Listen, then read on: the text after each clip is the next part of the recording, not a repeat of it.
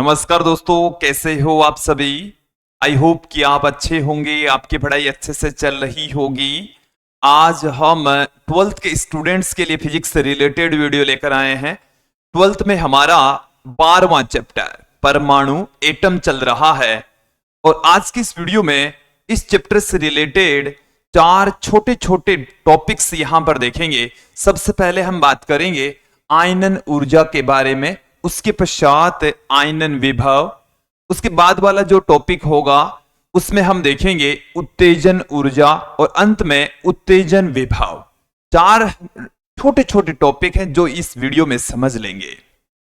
विद्यार्थियों, यदि आप हमारे YouTube चैनल पर नए हैं तो चैनल को सब्सक्राइब कर लीजिए, साथ में बेल आइकन भी दबा दीजिए ताकि आपको आगे की वीडियोस की नोटिफिकेशन मिलते रहे। बिना किसी देरी के आज की इस वीडियो को स्टार्ट करते हैं। आयनन ऊर्जा, आयनाइजेशन एनर्जी होती क्या है? तो देखिए, जैसा इसका नाम है वैसे ही इसकी डेफिनेशन है कि किसी परमाणु को आयनित करने के लिए आवश्यक ऊर्जा, किसी परमाणु को आयनित करने के लिए आवश्यक जो ऊर्जा है उसी को हम आयनन ऊर्जा कहते हैं, आयनाइजेशन एनर्जी कहते हैं। जैसा कि हम जानते हैं कि जो परमाणु है वो उदासीन होता है। परमाणु कैसा होता है?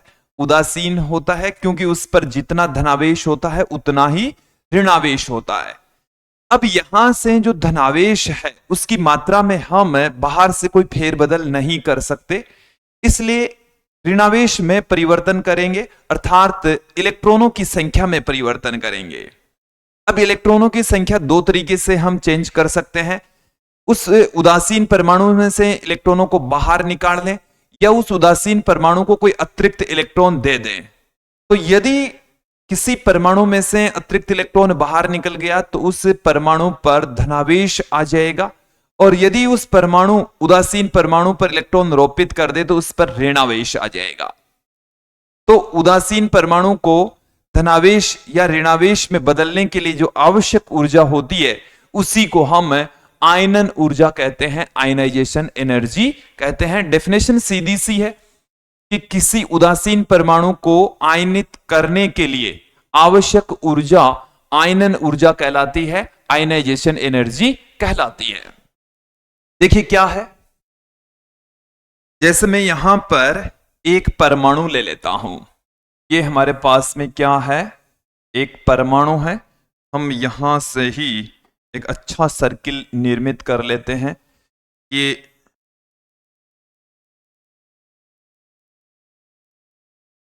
हमारे पास में परमाणु का नाभिक।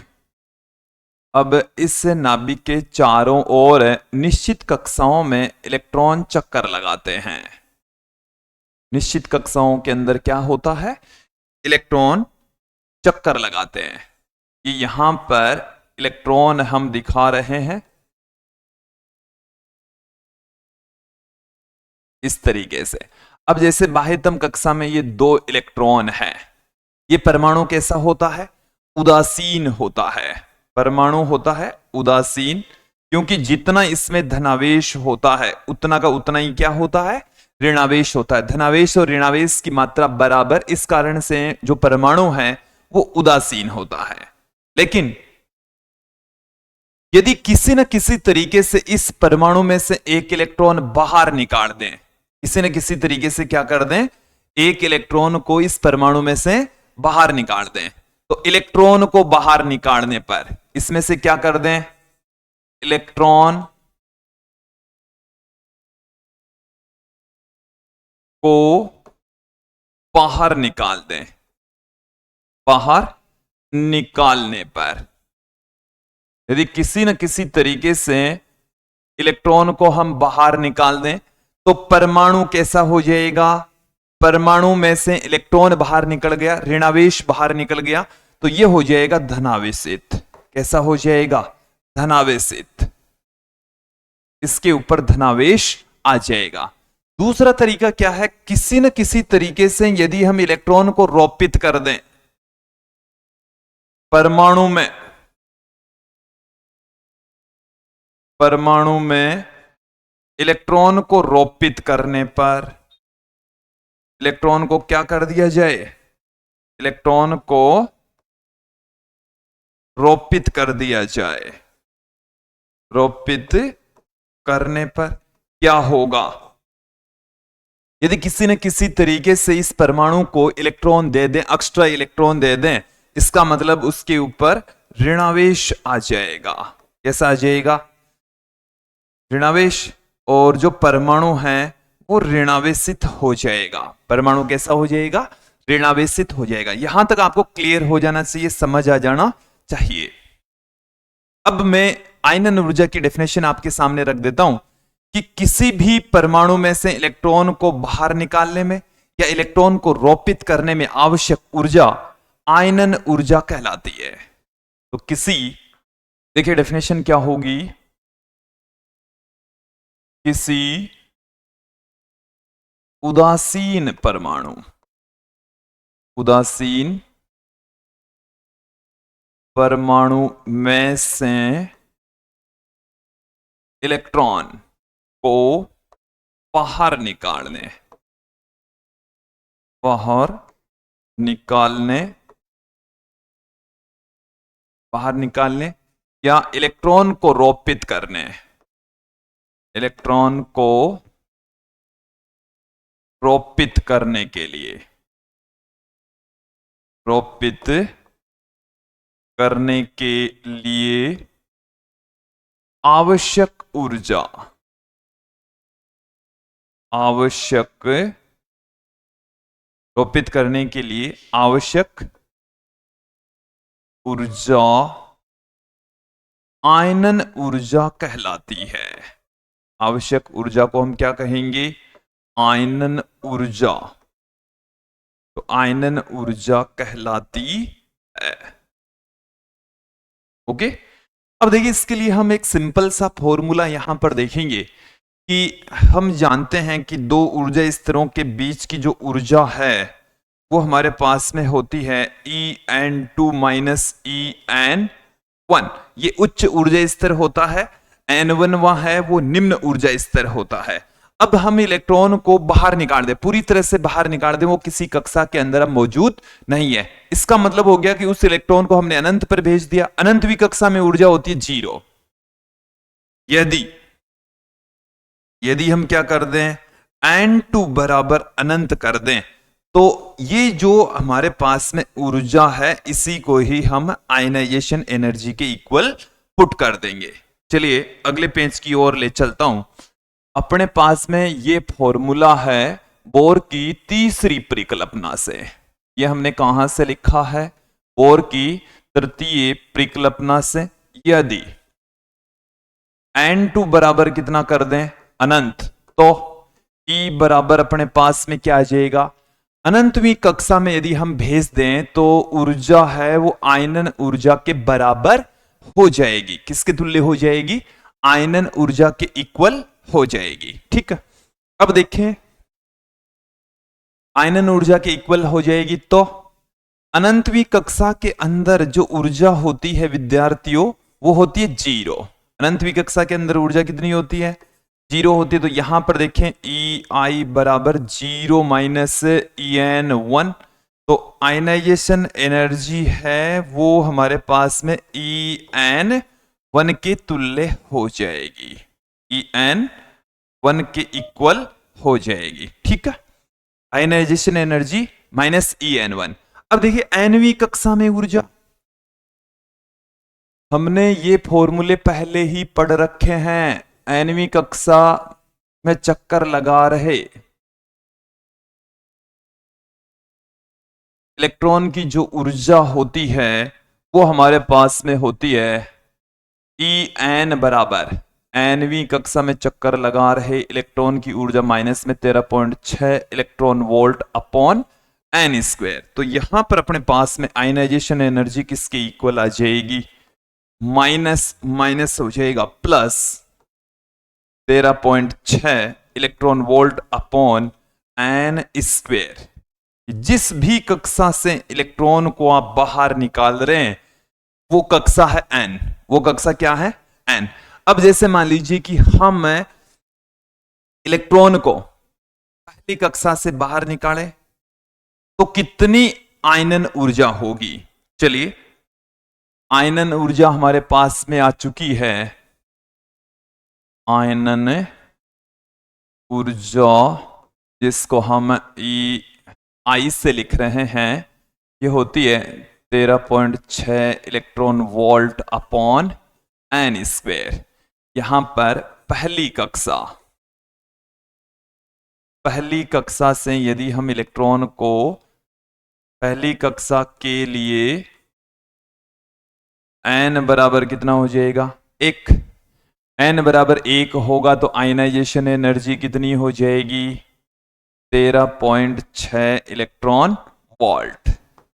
13.6 इलेक्ट्रॉन वोल्ट किसी भी परमाणु की पहली कक्षा से इलेक्ट्रॉन को बाहर निकालने के लिए आवश्यक ऊर्जा। दूसरी कक्षा के लिए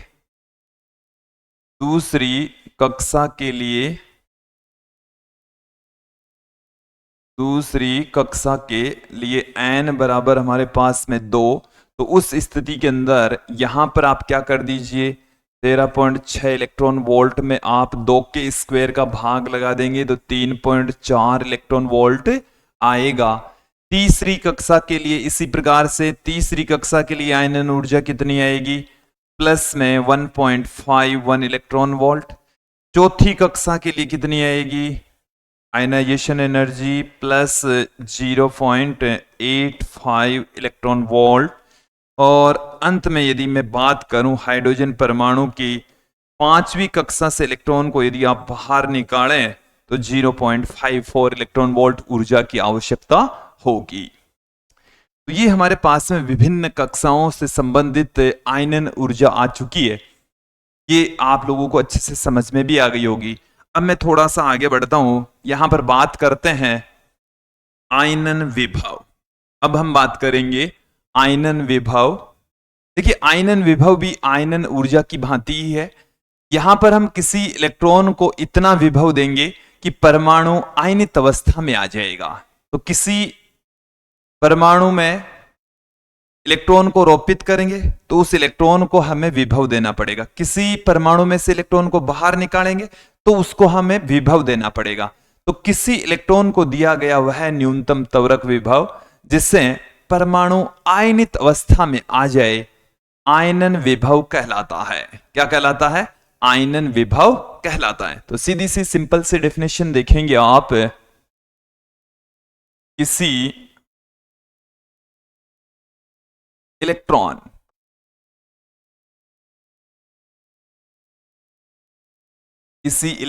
को दिया गया वह न्यूनतम त्वरक विभव, वह न्यूनतम त्वरक विभव, वह न्यूनतम त्वरक विभव जिससे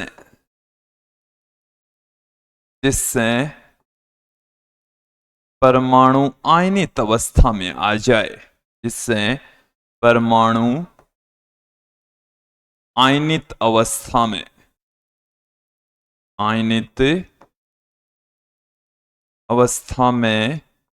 आ जाए। परमाणु क्या होगा, आयनित अवस्था में आ जाएगा, आ जाए। क्या कहलाता है, आयनन विभव कहलाता है। आयनन विभव कहलाता है, आयनन विभव कहलाता है। आयनन विभव को हम VI से पुट करते हैं। देखिए, विभव बराबर हम दूसरे चैप्टर में पढ़ चुके हैं कि W बट्टे Q या U बट्टे में Q होता है। इसी फॉर्मूले का यहां पर हम प्रयोग करने जा रहे हैं। क्या प्रयोग करने जा रहे हैं, यहां पर ऊर्जा तो हो जाती है आयनाइजेशन एनर्जी EI, और आवेश जिसको आप बाहर निकाल रहे हैं वो है E। ये हमारे पास में आ जाएगा, ठीक है। तो EI बट्टे में E ये हमारे पास में आ चुका है। अब यदि पहली कक्षा के लिए आयनन विभव की मैं बात करूं,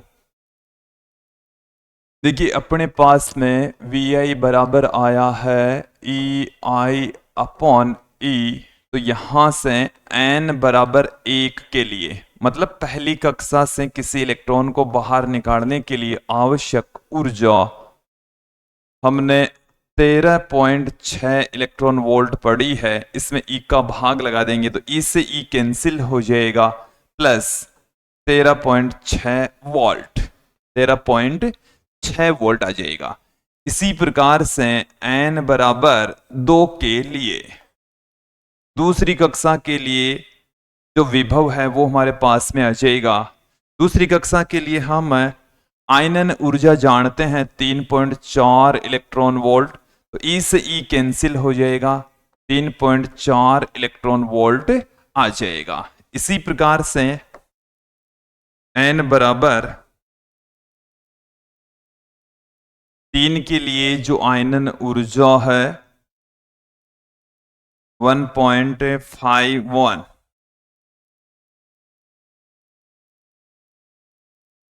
1.51 electron volt upon E, E से E कैंसिल हो जाए। ये हमने थोड़ी सी यहाँ मिस्टेक कर दी है विद्यार्थी, यहाँ पर आप सुधार कर ले में, ये जो E से E तो कैंसिल हो ही गया, वोल्ट में आएगा। किस में आएगा? वोल्ट में। इसमें देख लीजिए यहां से भी E से E कैंसिल हो गया, 1.51 वोल्ट। इसी प्रकार से n बराबर 4 के लिए क्या आ जाएगा? Pi बराबर 0.85 electron volt upon E, E से E कैंसिल हो जाएगा, 0.85 वोल्ट। ठीक है। इसी प्रकार से n बराबर 5, Pi बराबर अपने पास में आ जाएगा 0.54 electron volt upon E, E से E कैंसिल हो जाएगा, 0.54 वोल्ट। तो ये हमारे पास में विभिन्न ऊर्जा स्तरों के लिए त्वरक विभव का सूत्र आ चुका है कि यदि इन ऊर्जा स्तरों से किसी इलेक्ट्रॉन को बाहर निकालें तो उनको हमें इतना विभव देना पड़ेगा। ठीक है। अब मैं थोड़ा सा आगे बढ़ता हूं। अगला जो हमारा टॉपिक है वो है उत्तेजन ऊर्जा, एक्साइटेशन एनर्जी। उत्तेजन ऊर्जा किससे कहते हैं समझ लीजिए। यहां पर जो इलेक्ट्रॉन है वो निम्न ऊर्जा स्तर से उच्च ऊर्जा स्तर में जाएगा। तो किसी इलेक्ट्रॉन को निम्न ऊर्जा स्तर से उच्च ऊर्जा स्तर में भेजने के लिए दी जाने वाली ऊर्जा उत्तेजन ऊर्जा कहलाती है। क्या कहलाएगी? उत्तेजन ऊर्जा। यहां पर इलेक्ट्रॉन को हम कहां से कहां भेज रहे हैं? निम्न ऊर्जा स्तर से उच्च ऊर्जा स्तर में भेज रहे हैं। क्या आप दिमाग में फिट बैठा लीजिए क्या है। एक बार डेफिनेशन में आपके सामने रख देता हूं ताकि आप इसको थोड़ा सा बेटर तरीके से समझ पाए। परमाणु में किसी इलेक्ट्रॉन को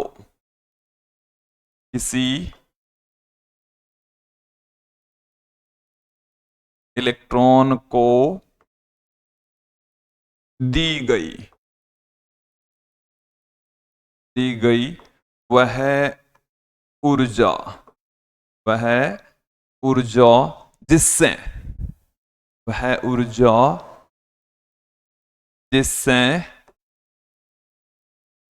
वह न्यूनतम ऊर्जा स्तर से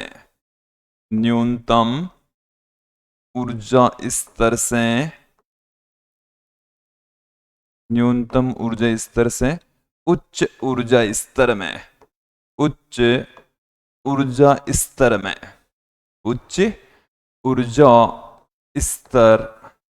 में संक्रमण कर जाए या चला जाए,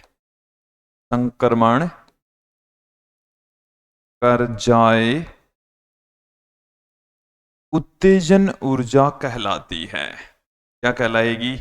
उत्तेजन ऊर्जा कहलाती है। यहां पर जो इलेक्ट्रॉन है वो निम्नतम ऊर्जा स्तर से उच्च ऊर्जा स्तर में संक्रमण करेगा। यहां पर आप ध्यान दें, E एक्साइटेशन एनर्जी बराबर En2 माइनस En1 से लिखी जाएगी। ये जो N1 है वो है निम्न ऊर्जा स्तर, निम्न ऊर्जा स्तर है ये। और ये जो N2वां ऊर्जा स्तर है यह है उच्च ऊर्जा स्तर, उच्च ऊर्जा स्तर है। ठीक है, इलेक्ट्रॉन कहां से कहां जा रहा है? N1वीं कक्षा से N2वीं कक्षा के अंदर संक्रमण कर रहा है। अब मैं यहां पर कुछ एग्जाम्पल्स लूंगा जिससे आपको थोड़ा सा ये बेटर तरीके से समझ में आ जाए। जैसे ध्यान दीजिए, इसको समझाने से पूर्व मैं यहां पर आपको उत्तेजन विभव के बारे में भी बता देता हूं, फिर दोनों की एग्जाम्पल्स है वो एक साथ समझ लेते हैं। उत्तेजन विभव जैसे हमने आयनन विभव को परिभाषित किया था, ठीक वैसे ही है कि किसी इलेक्ट्रॉन को दिया गया वह न्यूनतम त्वरक विभव जिससे इलेक्ट्रॉन उत्तेजित अवस्था में पहुंच जाए, निम्नतम अवस्था से कहां पहुंचे? उत्तेजित अवस्था में पहुंच जाए, उत्तेजन विभव कहलाता है। क्या कहलाता है? उत्तेजन विभव कहलाता है। तो किसी इलेक्ट्रॉन को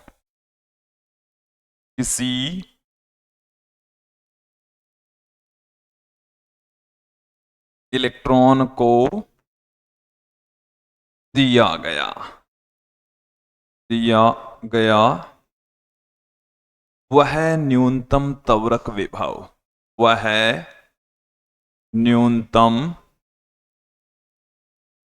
त्वरक विभव है, न्यूनतम त्वरक विभव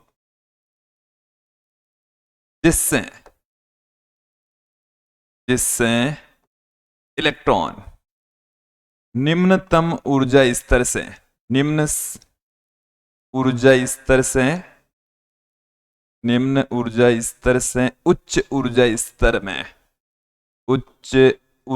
स्तर में निम्न ऊर्जा स्तर से कहां चला जाएगा? उच्च ऊर्जा स्तर में चला जाए, उत्तेजन विभव कहलाता है। उत्तेजन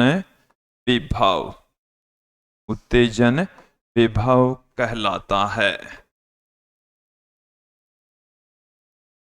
ओके, यहां पर उत्तेजन विभव की सीधी सी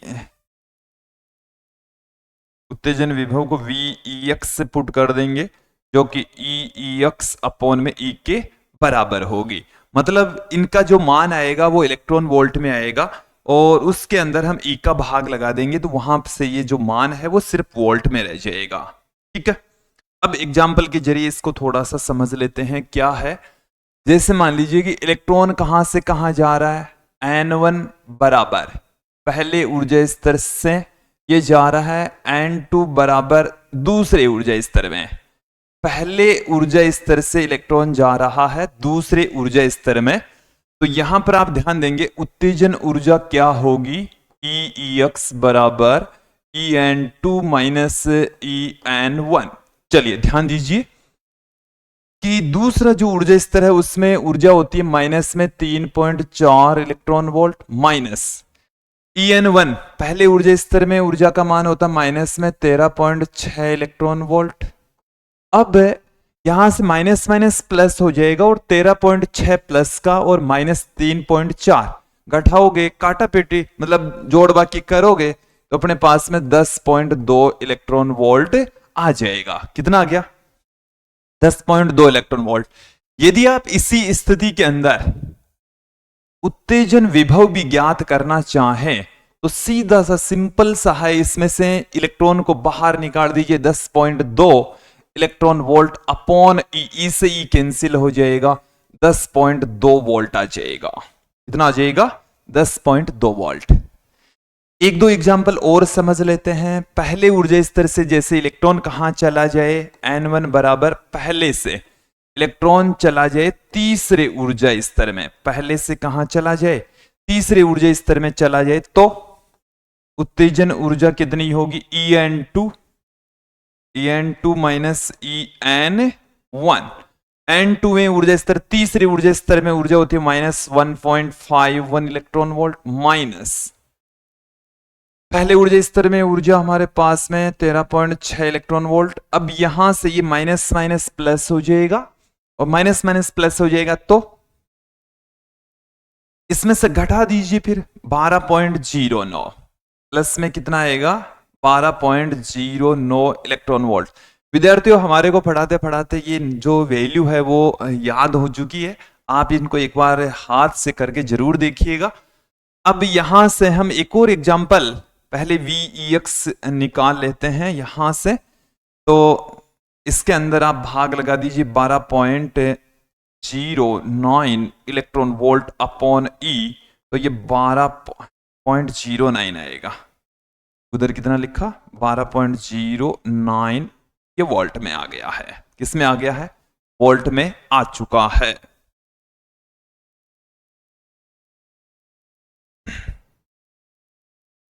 एक और एग्जांपल यहां पर हम देख लेते हैं, चलिए ध्यान दीजिए। इलेक्ट्रॉन है, इलेक्ट्रॉन N1 बराबर, जैसे दूसरे ऊर्जा स्तर से, कौन से ऊर्जा स्तर से? दूसरे ऊर्जा स्तर से तीसरे ऊर्जा स्तर में संक्रमण करें। दूसरे से कहां जा रहे हैं? तीसरे ऊर्जा स्तर में जा रहे हैं। तो EEX बराबर EN2 माइनस EN1, ये हमारे पास में EN2 तीसरी कक्षा ऊर्जा स्तर में ऊर्जा का मान होता है -1.51 माइनस, और दूसरे ऊर्जा स्तर में मान होता है माइनस में 3.4। ये सब इलेक्ट्रॉन वोल्ट में है। तो ये तो हो गया प्लस में 3.4, ये माइनस में रह गया, इसमें रह गया माइनस में।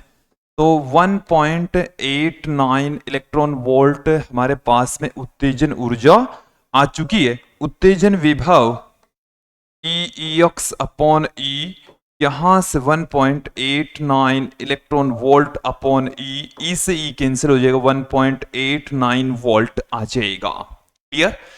तो ये एग्जाम्पल थे उत्तेजन विभव और उत्तेजन ऊर्जा के, और ये था आज का हमारा वीडियो जिसमें हमने आयनन ऊर्जा, आयनन विभव, उत्तेजन ऊर्जा, उत्तेजन विभव, 4 छोटे छोटे टॉपिक देखे, समझे। और मुझे उम्मीद है आप लोगों को ये जो टॉपिक है, आज का जो हमारा वीडियो है, वो अच्छे से समझ में आ गया होगा। आज के लिए इतना ही, धन्यवाद दोस्तों।